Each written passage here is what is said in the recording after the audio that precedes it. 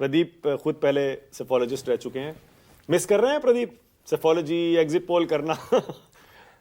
मानक जी, पहले तो मैं आपकी चर्चा अच्छी चल रही थी और मुझे अपना 2020 याद आ गया जब आप कह रहे थे कि भाई सबने दिखाया था just on the offset neck and neck हम लोग ने दिखाया था, बट लीव दैट। अच्छा, आपने नेक एंड नेक दिया जी, पर मैं आप फैक्ट्स की बात करता हूँ। पहली बात तो एक चीज समझिए, 0.03% का वोट शेयर डिफरेंस था 2020 के इलेक्शंस के अंदर बिहार में एनडीए और महागठबंधन में। अभी ये 2% का प्रदीप जी का एग्जिट पोल डिफरेंस दिखा रहा है, इसके पहले वाला एग्जिट पोल भी 2% दिखा रहा है। और पिछली बार 0.03% के वोट शेयर डिफरेंस के बीच में 15 सीट हमारी ज्यादा आई थी। 125 वाज एनडीए एंड 110 वाज महागठबंधन। तो अगर आप 2% का वोट स्विंग कहते हैं जो इस वक्त बिहार के कॉन्टेक्स्ट में, it's a big vote swing. तो मेरे हिसाब से ये कांटे की टक्कर वाला जो शब्द है, मैं इससे सहमत नहीं हूं।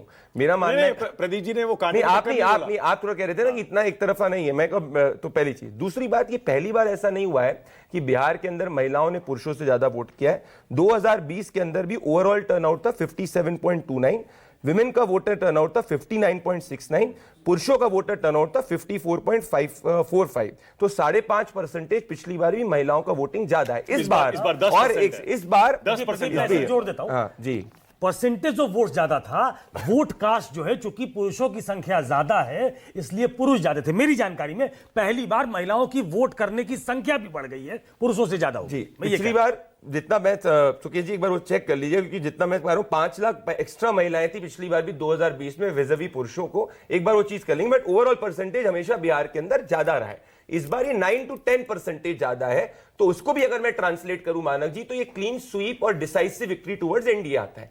तीसरी चीज, पिछली बार भी 100 से ज्यादा ऐसी सीटें थी जहां पे महिलाओं का वोटिंग परसेंटेज पुरुषों से ज्यादा था। 167 वाज द एग्जैक्ट नंबर। तो ये कोई नया ट्रेंड नहीं है कि महिलाएं ज्यादा कर रही हैं।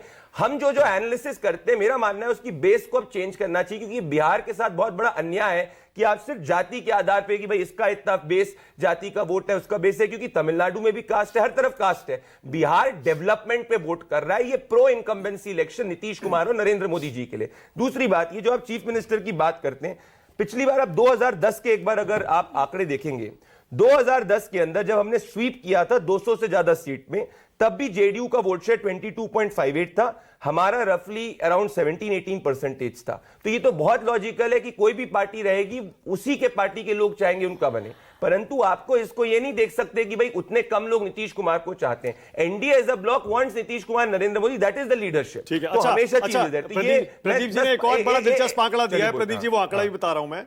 अब प्रदीप जी ने जो ताजा आंकड़ा दिया है लेटेस्ट, वो भी बड़ा अच्छा ब्रेकअप है।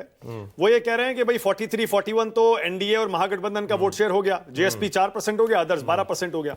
वो कह रहे हैं मेल वोटर में एनडीए महागठबंधन से पीछे है। महागठबंधन को 42% पुरुष वोट मिल रहा है, एनडीए को 41% पुरुष वोट मिल रहा है, जबकि महिलाओं में एनडीए को 45% महिलाओं का वोट मिल रहा है, महागठबंधन को 40% महिलाओं का मिल रहा है। यानी पुरुषों में आप पीछे हैं, महिलाओं में आप आगे हैं। प्रदीप मानक जी, वो उनका डेटा फाइंडिंग है, मैं उनकी साइंटिफिक डेटा फाइंडिंग की रिस्पेक्ट करता हूं। हमारा ग्राउंड फीडबैक ये कह रहा है कि हम दोनों, भले पुरुष हो मैन हो, दोनों में करें, क्योंकि एक प्रो इनकम्बेंसी इलेक्शन के अंदर मानक जी, अगर आप हिस्टोरिकली भी उठा के देखेंगे, अगर ये नेक एंड नेक इलेक्शन है, अगर इनके प्रदीप जी के जब हम सीट्स का आंकड़ा आएगा तो हमको समझ में आएगा। पर अगर ये क्लीन स्वीप इलेक्शन ये दिखा रहे हैं, clean sweep which means we are crossing the majority edge पर देन मैं नहीं मानता कि पुरुष और मैन के बीच में बहुत बड़ा डाइवर्जेंट होता है, विच इज देयर। अब एक और चीज आप कह रहे थे साइंटिफिकली कि भाई ज्यादा वोट शेयर होता है तो उसका पीछे होता है। यहां पे एनडीए का जो वोट है मानक जी, वो बिहार के हर कोने का वोट है। तो ऐसे सिनेरियो के अंदर वोट शेयर ज्यादा और ज्यादा होने के बाद सीटें कम नहीं आती। वो कुछ स्टेट्स होते हैं जहां पे अगर कोई पार्टी का सिर्फ कॉन्सेंट्रेटेड वोट होता है तो वहां पे बेशक उसका वोट ज्यादा हो पर वो सीट में ट्रांसलेट नहीं होता। तो मेरे हिसाब से अगर मैं प्रदीप जी के आंकड़े अब 6 बजे तक आएंगे, आप देखिएगा मेरा जितना भी कह रहा है इसको अगर मैं एक्सट्रापोलेट करूं, it will be clean decisive victory for the NDA. ये मैं समझ पा रहा हूं जितने आपके सेंस पर। एक 5 सेकंड का पॉइंट, मुझे लगता है कि इसके बाद में मानक जी, जितने भी लोग बिहार को एनालिसिस करते हैं, वो हमेशा उनको समझना पड़ेगा बिहार का नया एमवाई महिला और यूथ है। कास्ट हर स्टेट के अंदर होती है, ये हमारा बायस है सब लोगों का कि भाई जाति जाति। Bihar also votes on governance. क्या तमिलनाडु में जाति नहीं है? क्या आंध्र में जाति नहीं है? क्या यूपी? सब जगह जाति। It's a caste representation. परंतु अगर 20 साल बाद भी हम सरकार के अंदर वापस आ रहे हैं, it is because of credibility of governance, not just मियर arithmetic. ये मैं कहना। हाँ ओके, अब उत्पल जरा आप बताएंगे। उत्पल बहुत देर से और अनुप्रिया बहुत देर से इंतजार कर रहे हैं। उत्पल, आपको क्या लग रहा है 2% का जो अंतर है ये क्या महिलाओं की वजह से ही आया है क्या? देखिए मानक जी, एक बात मैं बहुत देर से सुन रहा था, सारे तरह के एनालिसिस को सुन रहा था, लेकिन एक बात जानना चाहिए कि ये बिहार जो है ना बहुत बदला हुआ बिहार है।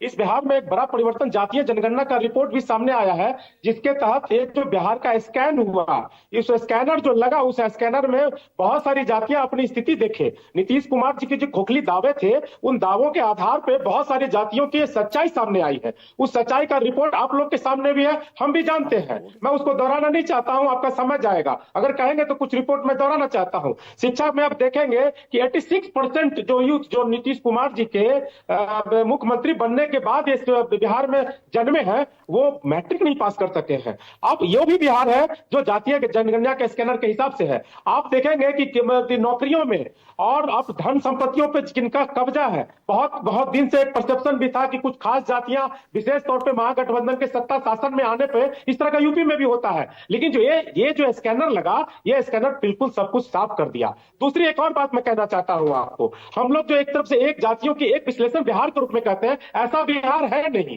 आप अगर यूपी के बॉर्डर के किनारे जाएंगे तो जो यूपी के बॉर्डर किनारे तो दलित जातियों की वोट ट्रेंड अलग होती है, वैसे ही पूरब में जाएंगे तो अलग होता है। तो ये सारे चीजों को जब देखेंगे आप, तो ये बदलता हुआ बिहार 20 साल तक नीतीश कुमार जी के सत्ता शासन करने के बाद जो बिहार आया है, इस बिहार के बाद जो है ना, मैं समझ रहा हूं कि ये जो बहुत सारे जो एजेंसियां हैं जो अभी लगाए हैं आपके सामने, जो रिपोर्ट दे रहे हैं एग्जिट पोल का या इसके पहले ओपिनियन पोल का दे रहे थे, ये बिहार के नब्ज पकड़ने में मैं समझता हूं कि वो पीछे रह गए। अच्छा एक बात बताइए, ये जो आपको आगे दिखा रहे हैं या कांटे की टक्कर दिखा रहे हैं, ये इन्होंने पकड़ ली ना नब्ज?